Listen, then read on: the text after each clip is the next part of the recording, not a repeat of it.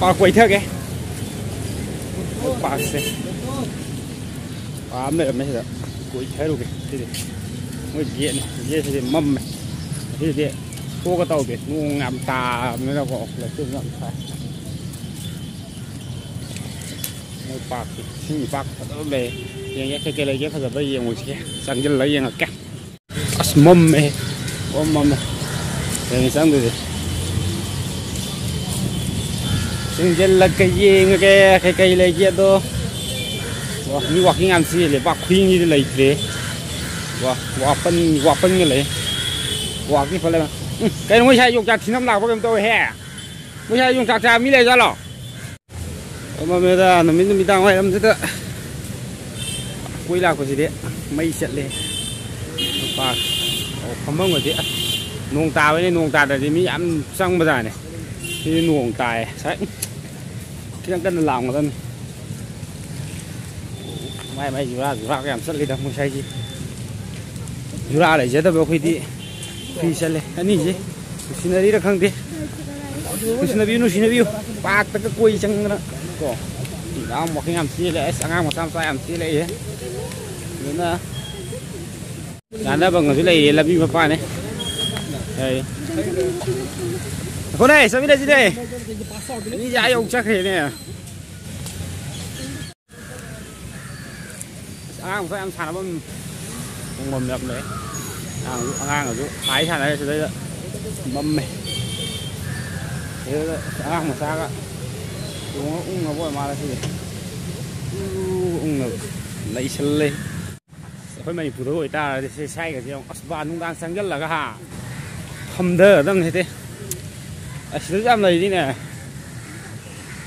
mông su nó này mới vậy ấy của ta mà người cần là cái gì mà nó tộc ra người ta mới nhảm lạc ra không khác sẽ không bấm đi không bấm mình muốn vào đi cái chẹt thở với ai bây giờ cả thế là ngay này nôm sản nó là môi bạc kìa ngoài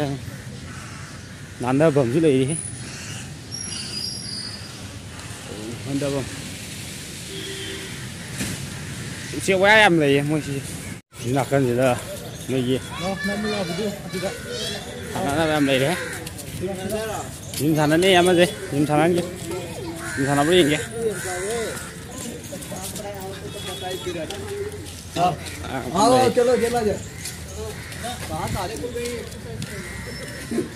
ăn mấy khai nó có dầm dạo ấy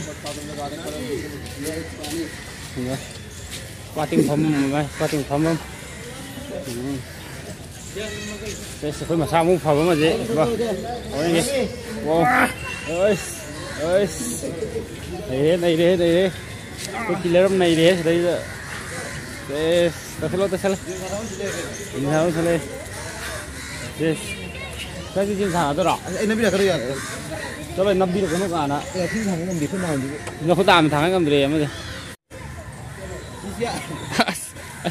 cắt lê mà gì cắt lê giá lên đấy này đi cái gì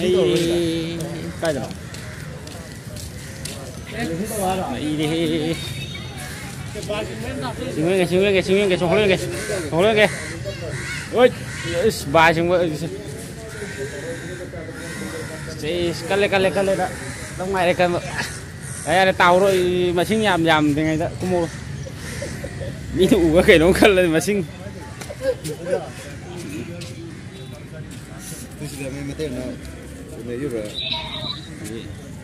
Zura cái làm lọc ra này là nó suy mày thùng là cái nó suy muốn vào đi sẽ thân là bấm làm này ra là ba cái gì nó suy vào đi cái sản này mà là mày nhỉ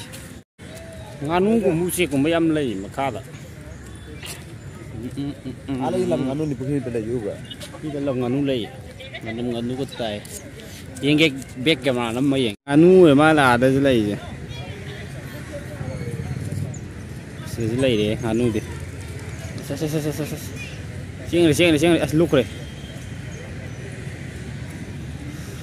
cái ngà là ngày lạc quay đi vào đâu để xin bút thật ra là lòng nganu em đấy lòng nganu bùm bợ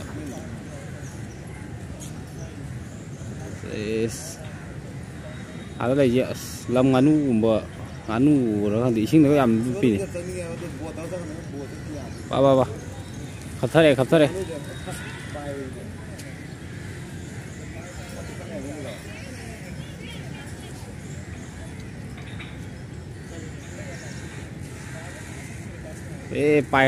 bay đây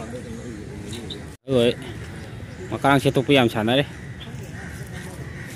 thì càng sẽ tục rồi mà sinh công lấy áo tất này hấu thì thấy đó sinh công lấy hấu có xây ẩm hồi mới xây mới phẳng mình qua đó hấu với trái địa vậy phải là hàm pa nó vừa liền thả rồi đấy nu xin uống qua đi bỏ ra mà sẽ thấp mà mình lấy đấy là bao nhiêu sang là dura yang khinh phum hâm nhận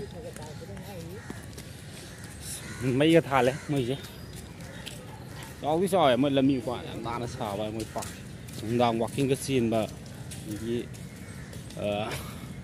nông làm đấy cái xe lạc bây giờ là hoặc cái chim mà thôi quay xin là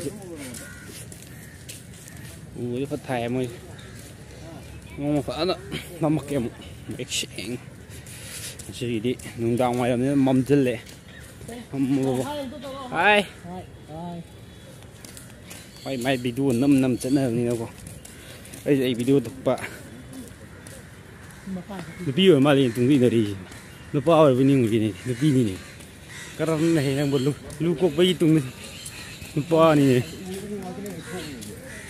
nó bị này nó bị quấy lên mà nó bao ở bên những cái hoa khăn thuốc này hay ăn thuốc là lấy đấy mà thả thả với hoa khăn ở còn cái quả nó quay say ra này quả làm gì cho người không đi bữa bút cái lấy ra cái mà lấy bút cái film năm giờ đi say gì bút cái mà nên gang là thiên gang bút thuốc gì cái hôm nay nó quay tôi sẽ làm cái sang gì đó quay sẽ đi sẽ mỗi sai chỉ dùng cho thằng mà nó mình cái nằm như này khai chân đi à mà xí làm tăng ai đi vậy thì thùng nó bây giờ là điều này bưng đi nặng gì đó cái nó nó thò đấy sai cái này sai nó xin ngon vài thùng mà ra là làm lấy làm đi đi rồi xin mấy ai đó khi mà bạn lấy ai mà ai xả lút cấp phẩm rồi không ai vậy đây mà tên nó là lạc có rau đi cái ta bút lên cái tải đi có mấy mầm mà đó quá đó mầm mè làm gì ya đấy quạt cáp đấy làm gì xe làm nó sang ấy xe thùng nó xe là thì thằng bác thôi rồi quá kinh nghiệm rồi bỏ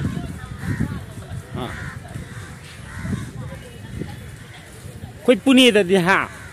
u cái sổ hầm hậu về hả cái nó này hả yang nó ra tôi tải này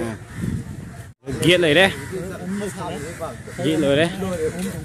có lúc nào sẽ khi tôi bảo xong thì thuốc ăn đi bảo thuốc ăn cho cái nọ làm sang ấy ghét lắm lời đấy tôi phao gua niệm phao gua đây hết cái bạc sẽ làm sao mới ba loại phục khí mới ba có xe lợn ăn nó bạc xem có quan nhưng mà không có xin bác sĩ quan nó chúng ta quan này hoặc khi người ta theo cái đó mấy cái thứ mấy ngày mà quan nó còn mấy phun đi thì nó sao bên này bạc khang à bạc mấy cái người mấy ngày mấy mà khác bên này có mấy phun đi nó sao bên này bạc vậy em sẽ có chơi lại sinh người ta mình có đua cô phải sẽ săn lạc vậy mà mà là ngàn thu rồi tùy là hoài chứ có con gì đó vì mà bạn thì là mình mấy dùng cái này là nào cái làm này là mới hay mới khi sinh sinh là ra là không gì làm một quả rồi hít ba vi khá đều đấy tôi ăn cái này mới thì bì cái này chắc dài vì thấp cái mỹ lịch thế nào mì thái cũng cái gầm sao bấm tụi này mới bạc sẽ phân gì thì phân mày bạc cá này mới lấy bro cô lấy cái signing một cô hàng mình giáo lắm thế sẽ là cái sắp bên nằm sẽ là nè nó xem mà mấy người cay hai mày âm hay mày âm